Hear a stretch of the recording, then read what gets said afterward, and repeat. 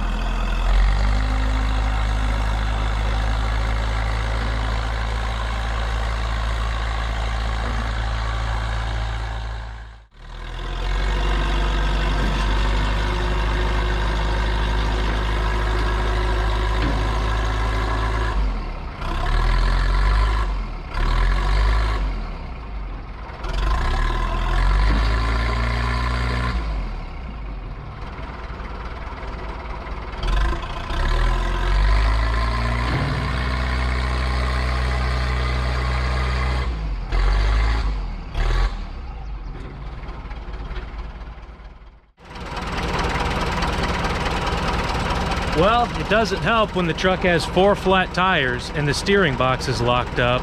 I think the backhoe done everything that it could do in two-wheel drive.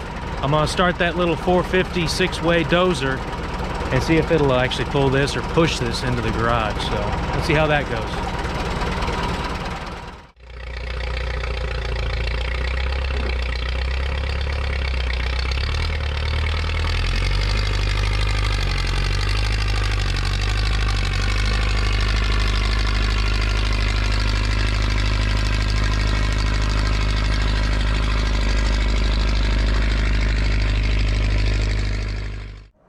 So close, but so far away. It's like 30 feet from getting in the garage, but all honesty, this truck might as well be on the moon right now. How did you spend 4 hours on your Sunday morning? You can see what I've been doing. And things only got worse. Went to get inside and steer the truck. And it looks as if that whole entire kingpin area on the top of that axle that hooks to the steering linkage is broken off. Now, I didn't pull or push on this truck hard enough for that to happen, so this was probably something along the lines of why it was parked for so long. That's going to be difficult to find, I would imagine, but anyways, I can't get in there and steer the truck at all, and I can't push on the steering link because it's broken. So this might take a while to get the truck the rest of the way into the garage. You ever had one of them days where things don't go according to plan? See, I was going to put the truck in the garage on this nice sunny day, and then when it was raining, I could work on it out of the weather. But since this truck wants to turn to the left, I can't steer it no matter how many times I try prying on the linkage with that rock bar. I can get the wheels to straighten out, but as soon as I push it, it goes towards the right. Plus that wheel's about ready to fall off, so I think there's a lot bigger problems in my immediate future. So instead of doing something on this nice sunny day, I'm going to work on this, pull the hood off of it, the radiator, try to unhook some stuff, and then we'll just do this the hard way by ripping it out with the backhoe. How does that sound? Well, let's get to it.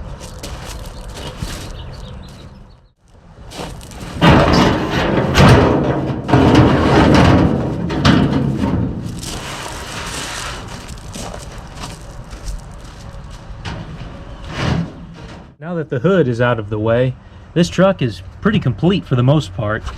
I've got to get in here and cut this old wiring out of the way because I'm not going to need it. Take the radiator out of here, not to mention all the other things like the choke cable. I'll probably just cut that because it's rusted. Let's get in here with some side cutters and get this old wiring out of the way.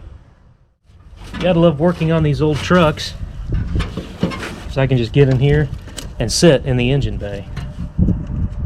I'm not going to need any of this wiring. I don't know if I've mentioned yet in the video, but I plan on swapping in a 4-liter out of a Jeep Cherokee with more than likely an AX15 5-speed manual. This engine is locked up. I've tried freeing it.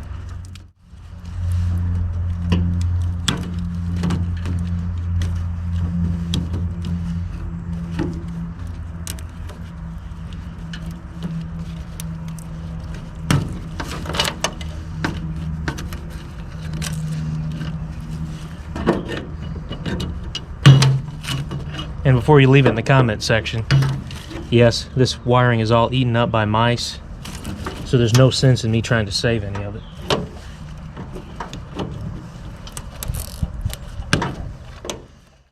Even if you're as impatient as I am, it's not a good idea to cut these battery cables. I can always try to reuse these on a tractor or something just to get by. So we're going to take that one off.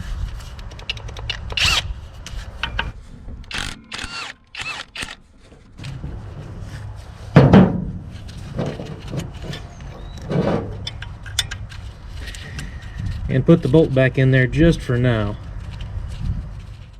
And then of course there's another one down here on the starter. Might as well get that one out of the way.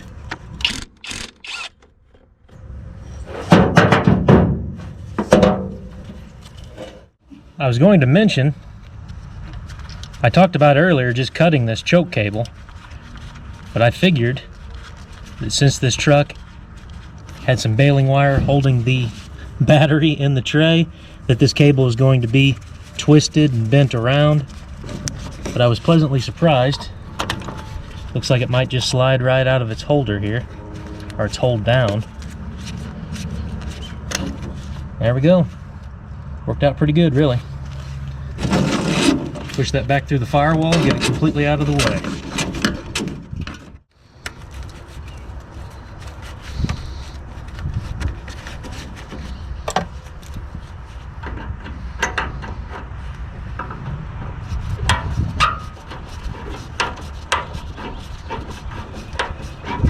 Let's just hope that the radiator doesn't have any antifreeze in it that I have to worry about draining. I don't really want to cut that hose, but I will if I have to.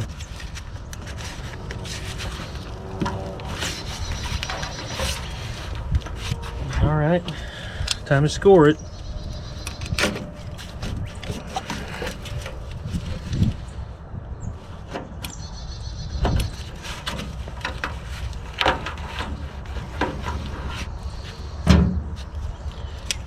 Down in there, it looks like the cooling system hasn't seen any kind of moisture in quite a while. Maybe you can see down in there. Nothing but rust.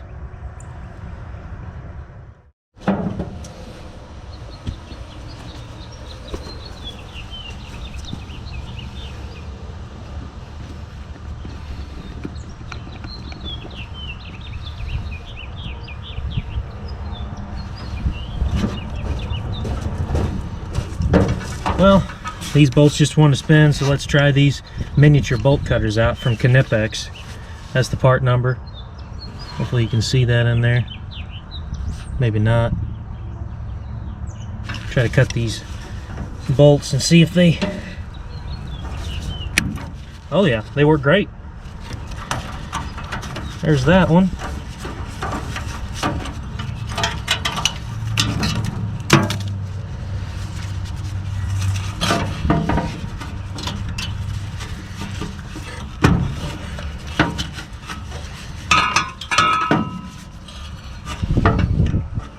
Definitely see an issue already. It's hard to get into places with these. Be nice if they had a 90-degree head on them, maybe.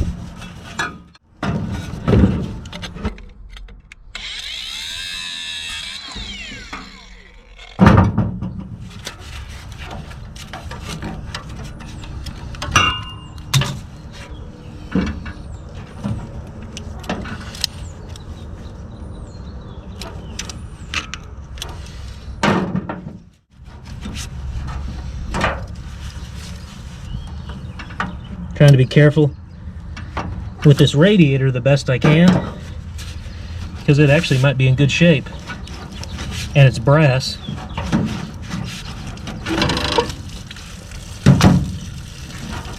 Of course.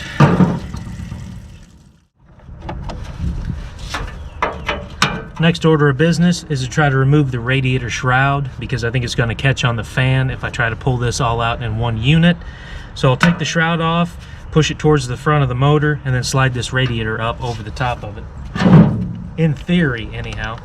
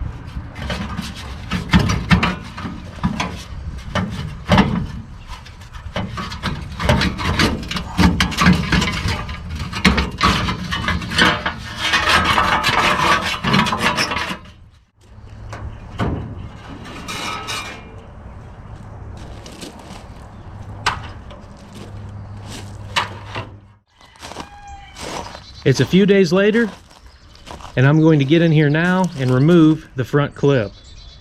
I'm going to pull the engine and transmission together all as one unit, and having this front clip out of the way will make things much easier. The radiator had some coolant in it, so I'm hoping that the radiator is still in pretty good shape. I'll drain the remaining coolant out of here and then keep the radiator in a safe place. Who knows, may have to use it in the future on another old truck. But let's get this front clip out of the way. I've got to get the camera set up, try to remove these bolts that are holding the inner fenders to the cowl of the truck. I've got two bolts down here that hold the radiator support to the frame, and then I've got to get inside and remove all of these that hold the fenders to the front of the truck. Keep your fingers crossed so they don't just spin on me and I'll have to get in here and cut them. Probably have to end up doing that no matter what. Let's get this out of the way. I was going to mention there's all kinds of baby birds that are hatching in the roof of the garage. Hopefully that doesn't interfere with the audio too bad. And look at my new little friend that I just found.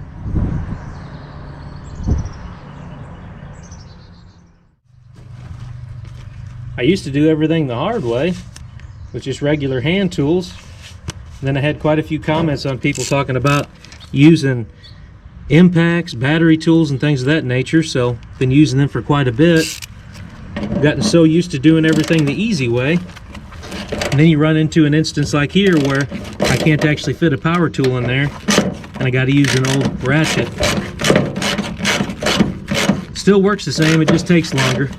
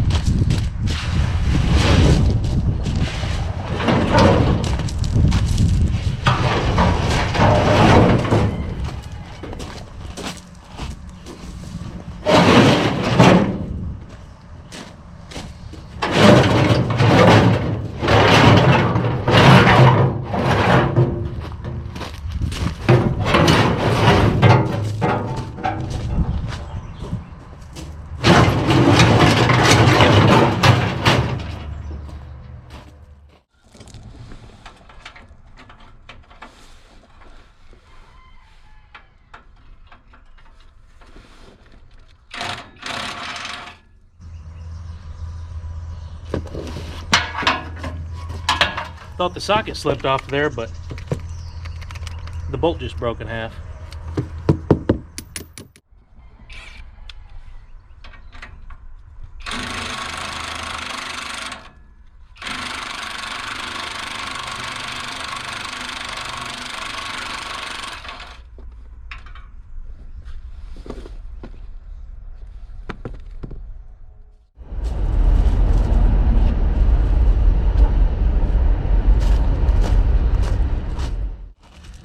Now that the front clip's out of the way, look at that steering box. Somebody's been in there before. The longer you work on old trucks like this, you'll realize when stuff doesn't look quite right. Not to mention the inner fender is completely butchered out of the way. So I think they've had a problem with that steering linkage before. Another thing to note, I was going to just get this battery box, or battery tray, out of the way. Gotta love an old farm truck. The old mount broke down here. Just put a longer bolt in this side and shoved a piece of wood underneath of it. I mean, I'll give them credit, it looks fairly level, but I'm gonna get in here, cut these bolts, and get this out of the way so it's one less thing to worry about.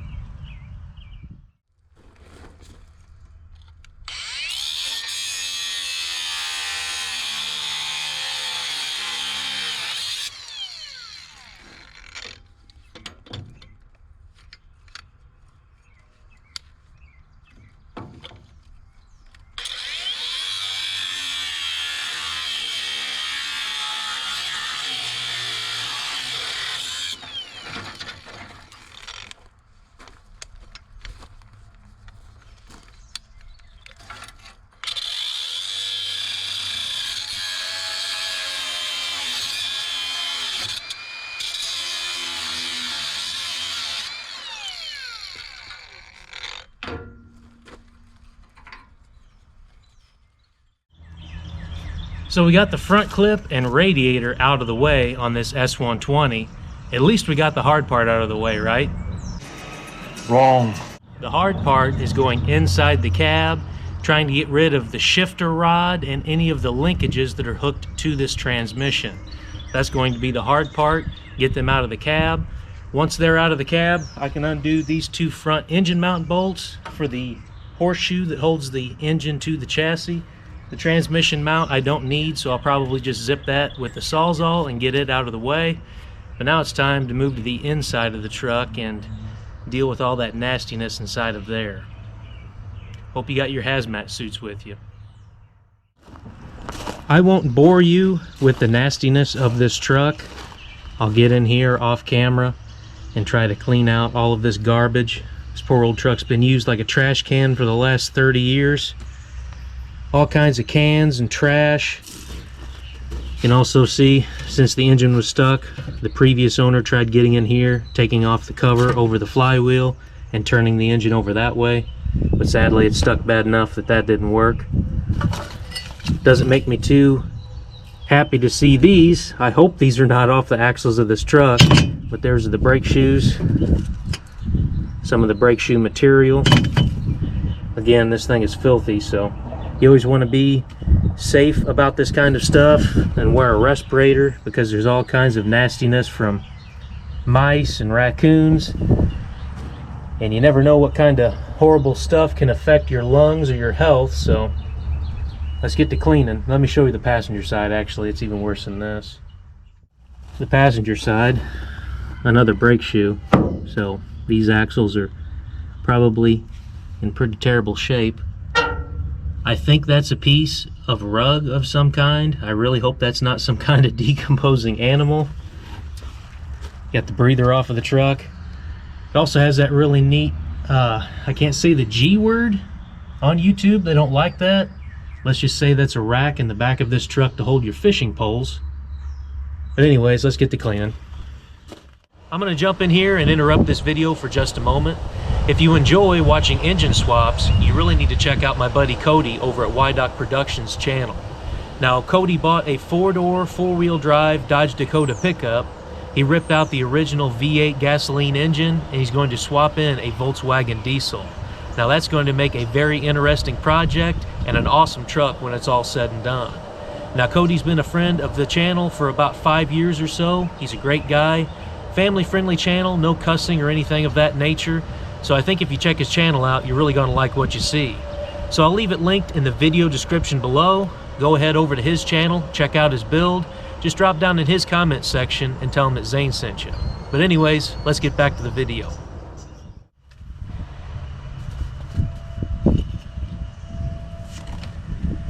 Now that there's been about 30 years of nastiness that I shouldn't even mention been removed from the floorboards of this truck, the floors don't really look like they're in that bad of shape. Sometimes when you work on old vehicles like this, you get so frustrated at some things that you just have to laugh. I spent about 45 minutes trying to get the seat out of this truck, just to realize that the seat itself was just sitting in the frame, and I could have took it out and easily got to the bolts. Sometimes you just need to take a little bit better of a look before you decide to do things the hard way. So now that this is out of here, let me show you what the floors look like. And what I need to do next is get in here with a spray bottle and some bleach, try to get rid of that nasty smell the best I can. I would assume that this was the factory seat frame. All the bolts and mounts look like they were factory to me. It's in pretty nice shape. This is a split bench seat that I would guess come out of a late 60s, early 70s car of some kind. Don't normally see a folding seat like this in a pickup truck. That's so you can fold the front seat down in a car and a passenger can get in the back. But let me show you what this was all about. Open up the door. I've got the lever for the shifter, the emergency brake handle, and these levers for the 4-wheel drive. I need to take this cover off the floor. This side's rusted, there's nothing holding it. But I've got one fastener there, another one over here. I can lift this cover off, and I can get in here and disconnect everything and get it out of the way.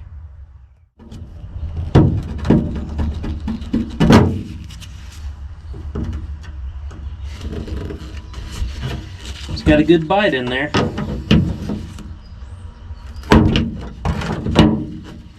That's what I thought.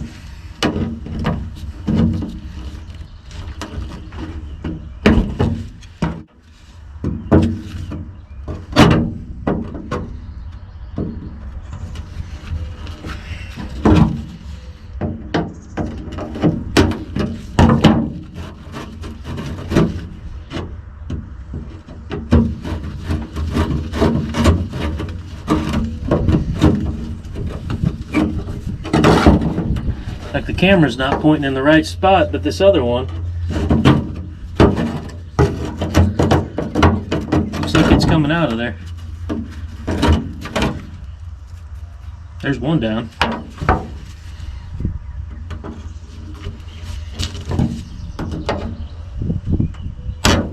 Oh, we got it.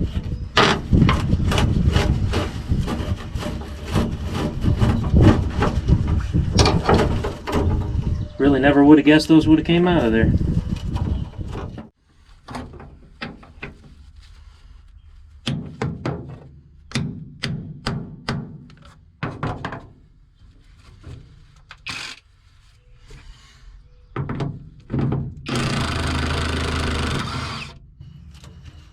3 for 3.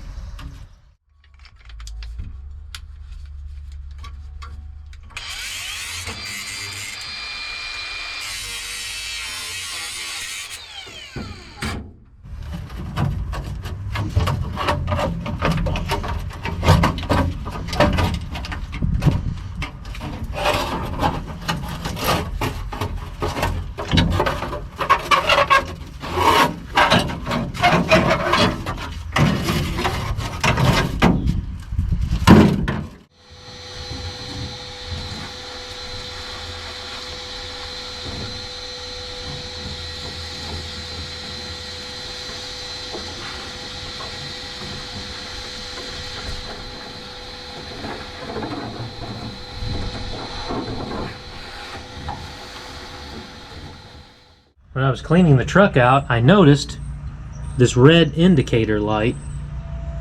Now, even though it looks vintage, I almost thought that was added, but once I got underneath the truck to show you the next step, I realized something pretty neat. Right here on the transfer case, you've got a little indicator that when this rod's pulled forward and it bumps into this, it makes a connection in there and tells you that the four-wheel drive is on this truck by lighting that light up on the dash in red. Thought that's pretty interesting to see. Something like that added from the factory on an old truck like this. So the next order of business is to get in here and unhook this linkage that goes up to those levers in the floor. Now, here's the transmission of the truck. It has this drive shaft in between that goes to the transfer case. Now, this is what's called a divorced transfer case style, meaning the transfer case is not mounted directly to the rear of the transmission. And since I'm using a different engine and transmission entirely in this truck, I can manipulate the drive shaft and get that engine and transmission where I need it to go. Pretty interesting to see as well. That's a pretty nice job how they notched that cross member from the factory for the drive shaft. And you can see on the side of this transmission, aside from the years and years of oil that's been dripping around here, there's a PTO cover where you could have ran a winch for the front bumper. I've got the linkage unhooked underneath.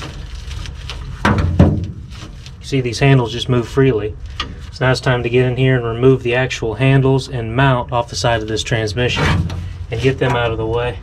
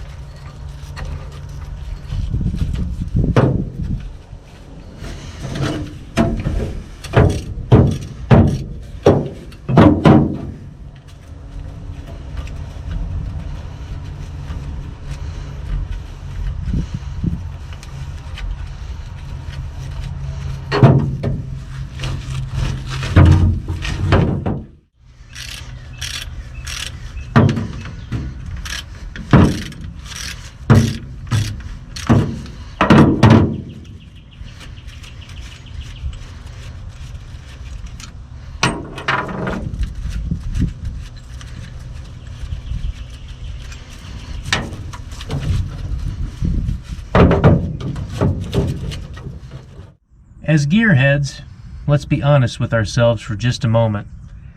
Sometimes when you've got an old truck like this that was used as a tractor, or if you have a piece of machinery that you move projects around, you run into leaks every once in a while, and sometimes it's just easier to add fluid instead of fixing the leak, and that was the case for this old truck. I mean, this transmission is about an inch thick with dried fluid. Just about the same goes for the transfer case.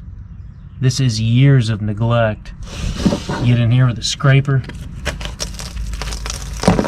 and you can just see the amount of dried gear oil that's been stuck to this over the years.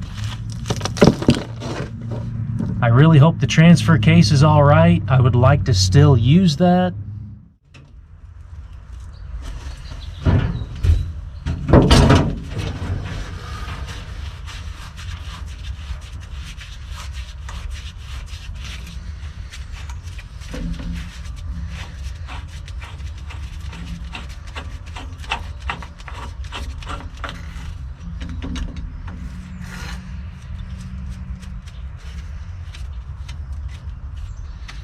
Try to clear this dirt out the best I can. I don't really want anything falling down inside of here.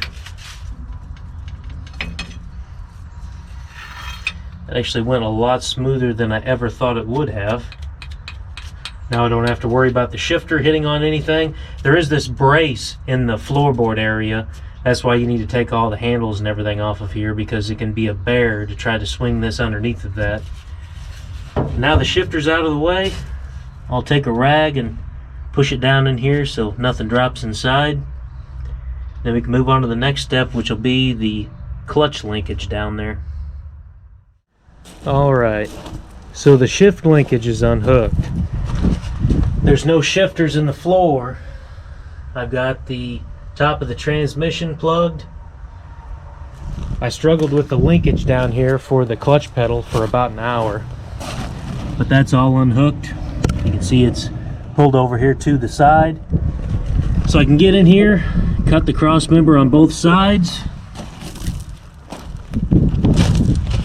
take this motor mount bolt out, bolt on the passenger side, and this engine and transmission is ready to come out of here. Might be able to see my ruts here. Got to support the end of the transmission while I get under there and cut that cross member. And let me just tell you, floor jack like this does not like to move around in 3 inches of gravel. Ask me how I know. But anyways, transmission supported. I'm going to get under here, cut this cross member out, and then we'll pull the engine and transmission out all as one unit. The cross member's cut on both sides. You might be able to see down there. Also on the passenger side. I need to get in here and hook a chain. I'm thinking about removing that cylinder head bolt back here, and also the one on the front of the engine, putting a chain over it, and I can lift it out. Ideally you would want one on one corner, one on the other, but if you look on the driver's side of the engine, there's not a good spot to hook anything. Got the water neck over here, timing cover down there. There's really nothing to hook a chain onto, so I'm gonna have to try it just from the one side of the engine, and hopefully that works pretty good. So I've got the lifting chain attached on my engine. Should work pretty good for getting my forks in here. Now I should mention that if you have an engine that you're going to remove and rebuild, probably not a good idea to attach a lifting chain to the head bolt area like I did. If I can get out of the shadow there. There's the front head bolt. One in the rear, all the way back there. It's probably not a good idea if you're going to rebuild the engine, because you could pull the threads out. But since this engine is destined for the scrapyard, it'll work good enough for me. And no, you don't have to run to the comment section and tell me that I should take the carburetor off before I even try this. Because yes, the chain does go a lot further than the carburetor, but as soon as it slides on the forks of my skid steer, that carburetor is going to get destroyed.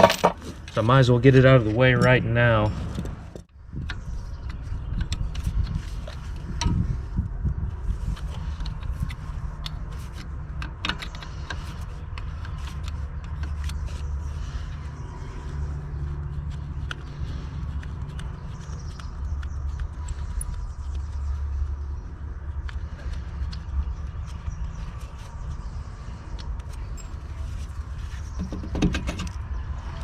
And just like that, one less thing to have to worry about getting destroyed.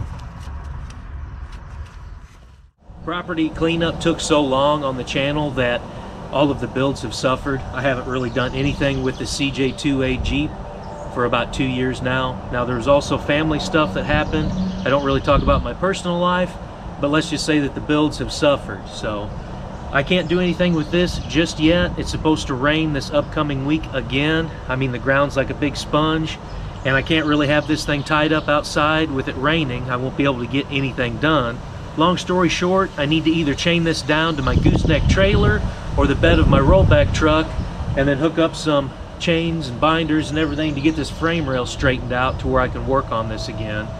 So I haven't forgot about it. Please understand, everything takes time, but hopefully around midsummer, look for a video on fixing this Jeep frame. But for right now, let's get back to that International truck and get the engine out of there.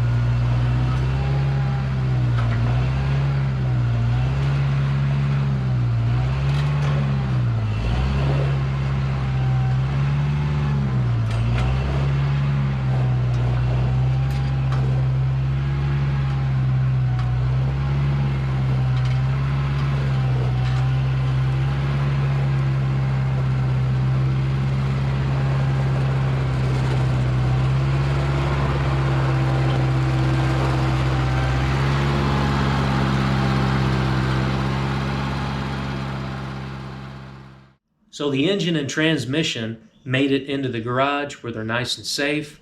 That way when it's raining this week, I don't have to be out there. I can stay inside, try to film a video where it's nice and dry, tearing this engine apart. Now really, the only casualty that I had in removing this engine and transmission is I hit the air breather cap with my fork and I broke one of these tabs off of here. It does still fit in the valve cover. I mean, honestly, not that it really matters because this engine is trashed. It's stuck. When I picked the truck up, I noticed that the spark plugs were already missing and the cover was off of that flywheel. So somebody's already tried to soak these cylinders and bar this engine over by the flywheel. Now, I know a lot of people will talk about soaking cylinders in automatic transmission fluid, acetone, Marvel mystery oil, things of that nature. And let me tell you, I have tried every single one of those. I've even mixed them. It's not going to work on this engine, so something is definitely wrong inside. I'm going to take it apart, try to save all of the stuff off of it that I can, like the valve cover, the tappet cover, things of that nature. I think the transmission is probably still all right. I'll keep it, and if I see somebody needs one, I'll try to pass it on to them and see if we can still save some of the parts on this truck for somebody else's build. It was a bit of an ulterior motive, in all honesty, to take this all out of there. I know I've got quite a few projects on the channel that have not been finished. I don't really like starting something without finishing another, but I know progress is slow. For a couple years now, I've actually had an idea on doing a series, and that's what I'm getting ready to talk about right now.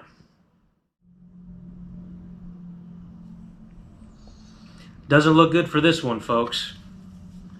How about a series called Automotive Autopsy, where we take an engine like this that doesn't run, take it all the way apart, and try to find out why it doesn't run. Now this is already destined for the scrap yard, so there's no sense not to take it apart and have a look inside. Was the engine ran out of oil? Is there a broken connecting rod? Who knows what could lie inside? Now that series sounds pretty interesting to me, so hopefully when you see the video you tune in and we'll find out together what's wrong inside of here. But for right now, let's get back to the original video. As you can see, we got the engine and transmission removed from this old International pickup. Now I think I've said in the video, I'm not for sure yet because I haven't edited anything, but I plan on swapping in a 4.0 out of a Jeep Cherokee with an AX15 5-speed manual, so that will be an updated power plant for this old truck. I wanted to say that I rarely get rude comments. Every once in a while I'll have somebody say something along the lines of, you shouldn't even work on this, you should just scrap it. And honestly, this old truck is so rough that it probably should have been scrapped quite a few years ago. I mean, everything was rusted, everything's bent and broken. All of the pins that hold the linkage together had nails in them. There was no single cotter key, I don't think, in this whole entire truck. The steering knuckle on the driver's side of the axle is broken. I think I may have tracked down the parts that I need, just to find out from what it looks like that the axle tube on the passenger side is bent. So this old truck has seen some stuff, let me just tell you that. Tearing an old truck like this down is just all part of the learning process. You can learn, as I do, of all of the old technology that went into building this truck, and we can try to improve on that to make this a much more enjoyable pickup to run down the road in the future. But again, it's all part of the learning process, and that's what matters. Because my normal motto at the end of these videos is, it doesn't matter if you're working on your project in a garage or in your driveway. What matters is that you go out there, you do the job yourself, and you learn more about your project. Whatever that project may be. Now that this video's over, how about you go outside and work on something? Anyways, my name is Zane, and I'll catch you next time.